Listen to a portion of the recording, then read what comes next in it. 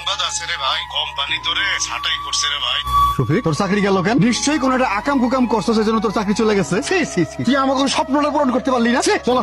তোমার এত ভালো চাকরি কেমনে গেল? কেমনে গেলো আমি কেমনে কইতাম? আমি কিছু জানি নাকি? তোমাদের সামনে তো ফোন দিয়ে জানাইলো, আমি কিছু জানি না। তুমি বুঝতে পারো না না আমগরে কি বোকা মনে হয় তোমার? যেটা বলবো সেইটা আমরা বিশ্বাস করবো? একদম মনটা নষ্টই হয়ে গেল শুরুতে। এই বাড়িতে আর এক মুহূর্ত না। চলো চলো চলো। কি বাইবা ছিলাম মনে মনে, আর কি দেখে গেল। আমা কি হয়েছে? আমি তো কিছুই বুঝতেছি না। সবাই আমার সাথে এরকম আচরণ করতেছে কেন? বাবারে, এই দুনিয়াটা হচ্ছে স্বার্থের দুনিয়া। স্বার্থ ছাড়া এখানে কেউ কাউরে ভালোবাসে না। তুই আজ দেশে এলি, আর আজকেই তোর চাকরিটা চলে গেল। এখন তুই বুঝতে পারবি বাবা, তোর কে আপন আর কে পর। কিরে রফিক, ছোট ভাইটা এত বছর পরে বিদেশ থেকে আইলো, পরে নিয়ে খাইতে বলে ভালো হইতো না? অসুবিধা খাইতে বসার কি আছে? আর কি হাত পাও নাই? ও নিজের খাবার নিজে নিয়ে খাইতে পারবো না? না করে মুখে তুই খাওয়াই জানা লাগবো? এমন করে কইতাছিস কেন? বাইডারে নিয়ে খাইতে বলে ভালো লাগতো না? আপনি এত কথা কইন না তো আম্মা। এই বাড়ি আজ বাদে কাল ভিন্ন হইব, তখন তো সবাই আলাদা আলাদাই খাইবো। সেই খাউনটা এখন খালি সমস্যা কি? কি ব্যাপার ভাবি? কি বললেন? বাড়ি আলাদা হইব মানে? যা কই ঠিক কথাই কই। বিনোদ হইবই। এতদিন তুই দেশের বাইরে ছিলি, টাকা পয়সা পাঠাইছস, সংসার ঠিকঠাক মতো চলছে, কোনো অসুবিধা হয় না। এখন তুই দেশে আইছস, তুই বিদেশ থেকে যে সমস্ত টাকা পয়সা তোর শ্বশুর বাড়িতে পাঠাইছস, সেখান থেকে টাকা পয়সা আই না তুই মজ মস্তি করবি, তুই মিষ্টি খাবি, আমাকে কি ভাগ দিবি?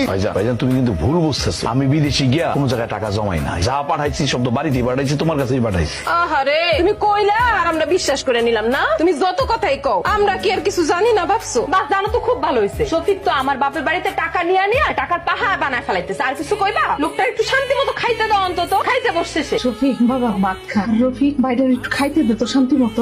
ভাই ভাবি যা খুশি বলো, তাতে আমি কোনো কিছু মনে করতেছি না। আমি আর কি কমো? তুই যতদিন বিদেশ ছিলি, কাজ করছস, টাকা পাঠাইছস, সংসার সুন্দর মতো চলছে। এখন এত বড় সংসারের ঘানি আমার একার পক্ষে টানা তো আর সম্ভব না। আর তুমি তোমার আদরের পুত্র ধনের মুখে তুলে খাওয়াই দাও। ভাইজান ভাবি বাড়িতে জীবিত এসে মনে হয় ভুলই করে ফেলাইছি। আসার পর কে কি করতেছে আমি কিছুই বুঝতেছি না। আমি এদের কারোর মনে চিনি না। আমার মনে হয় কি জানো, বাড়িতে জীবিত না এসে যদি লাশ হয়ে ফিরতে পারতাম, তাইলে মনে হয় অনেকই খুশি হইতো। অন্তত পক্ষে কোম্পানি থেকে কিছু টাকা পাইতো। না আমার কাছে কি মনে করে? বাড়িতে বড় ভাই কেমন কেমন যেন করতেছে, মনে হয় আলাদা হয়ে যেতে চায়। কিন্তু সমস্যা হলো কি আব্বা, এই মুহূর্তে তো আমার হাতে টাকা পয়সা নাই। আমি কি তোমার জন্য টাকা পয়সা নিয়ে বসে আছি নাকি? আব্বা আমি তো সেই কথা বলতেছি না। আসলে আমি যেহেতু এখন বেকার, আমি চাইতেছি আরেকবার বিদেশে যাই। এই মুহূর্তে তো আমার হাতে টাকা পয়সা নাই। কিছু টাকা পয়সা যদি দিতেন তাহলে আবার বিদেশ যেতাম। থামো বাবাজি, তুমি যে কি উদ্ধার করছো এটা আমাকে জানাস। তোমার দেয়ার এটা সম্ভব না। তুমি কইতে পারো যে বিদেশে গিয়ে আমাকে কয়দিন মনে রাখছো? এই 4টা বছরে তুমি আমাকে নাকি কি করছো? কি করছো যে এত বড় বড় কথা কইতাছো? আম্মা আমি বিদেশে থাকা অবস্থায় আলেয়া যতবার আপনাদের কথা কইছে, আপনাদের সমস্যার কথা কইছে, আমি তো টাকা পয়সা পাঠাইছি। বিদেশে থেকে এসছে বেশি আর কি করতে পারবো?